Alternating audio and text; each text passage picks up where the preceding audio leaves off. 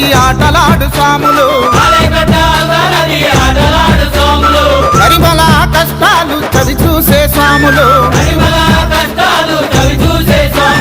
రవ రవ రావయో సన్నిధికి రావయ్యా రవ రవ రావయో పడి పూజ నీకయ్యా కొబ్బరి కాయల నీయే నీకు హరిహర తనయుడ